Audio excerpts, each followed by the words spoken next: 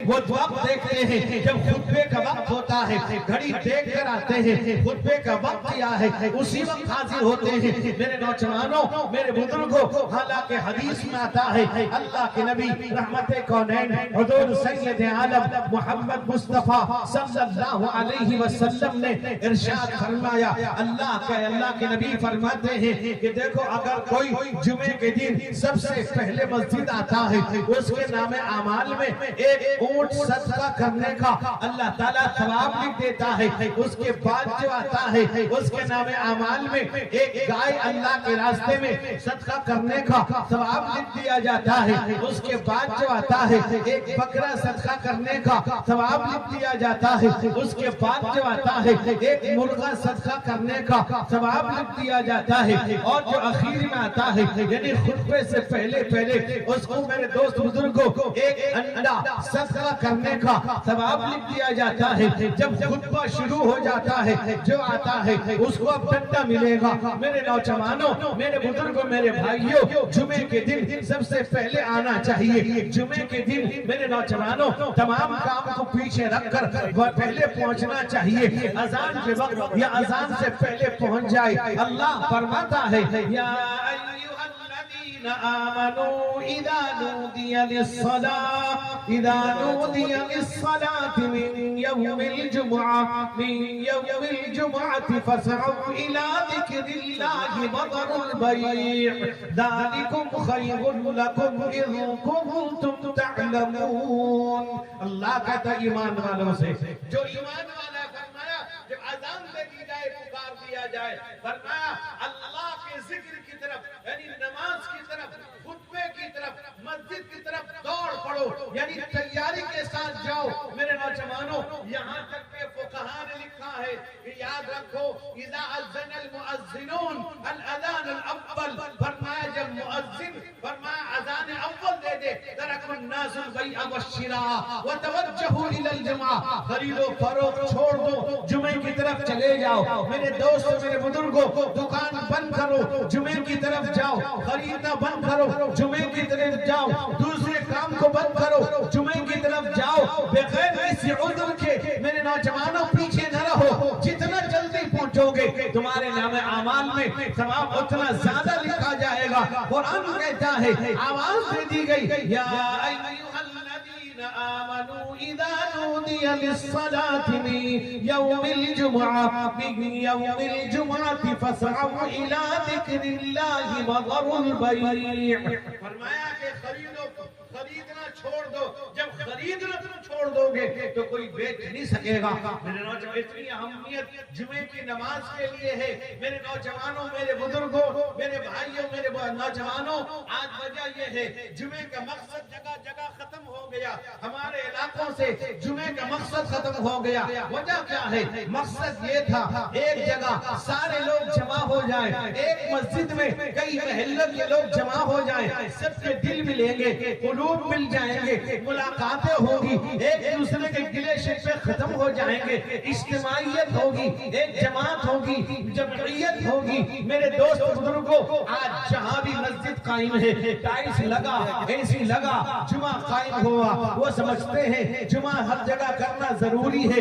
یاد رکھیے، ایک جمعے کا جائز ہونا، ایک جمعے کا قائم کرنا، ایک جمعے کا مقصد کیا ہے؟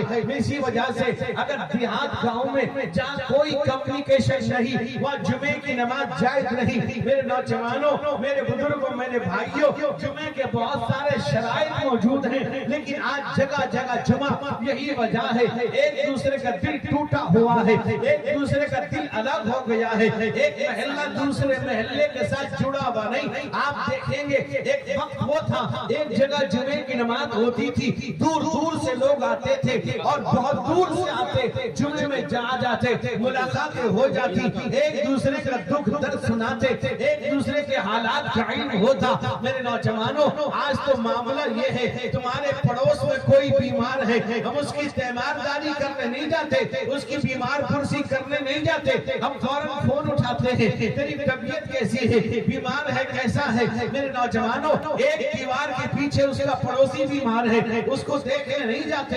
اب یہ ہے کہ جمعے کا مقصد ختم ہوا، اختلاف ہوا، جھگڑے ہوتے ہیں، حالات خراب ہوتے ہیں، ایک محلہ دوسرے محلے سے الگ ہو جاتا ہے، الگ تعلق ہو جاتے ہیں، ایک مدت ہو جاتی ہے، ملاقات نہیں ہوتی، ایک مدت ملاقات ہوتی ہے۔ اسی وجہ سے میرے دوست بزرگوں، آج وہ عید کی نماز کی سنت بھی ختم ہوتی جا رہی ہے۔ لوگ آج کل مسجدوں میں عید کی نماز پڑھنے لگے، جہاں عیدگاہ کا انتظام ہے، عیدگاہ میں پڑھنا سنت ہے۔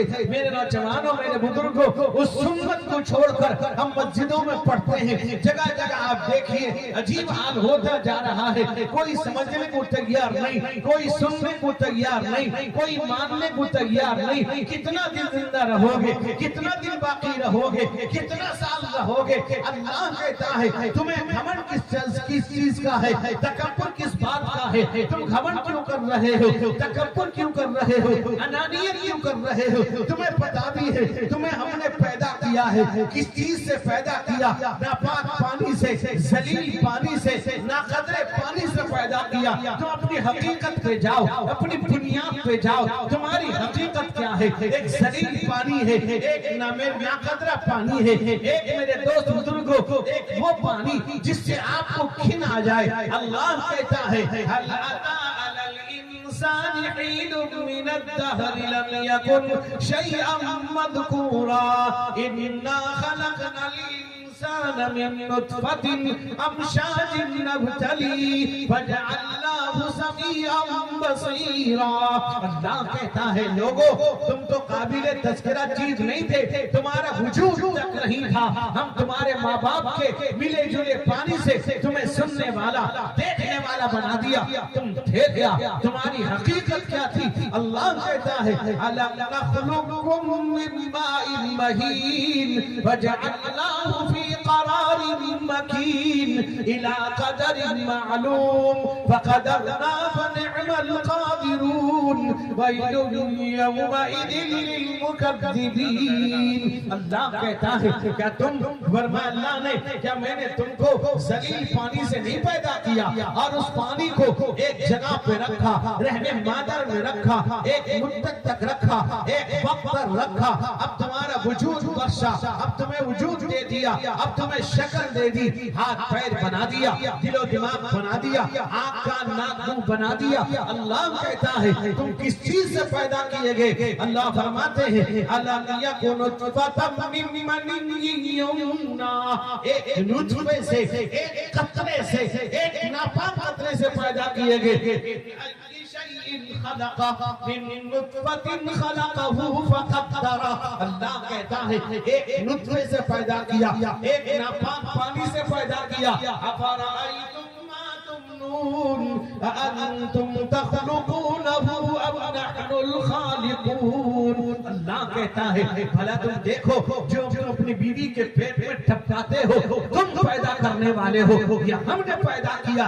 ایک ناپاک پانی سے اللہ نے پہلے خون کا لوتھڑا بنایا، گوشت کا ٹکڑا بنایا، ہاتھ بنایا، پیر بنایا، ناک کان دل و دماغ بنایا، وجود بخشا۔ 6 مہینے میں اللہ نے روح ڈال دی۔ یہ بنانے والا کون؟ یہ تخلیق کرنے والا کون؟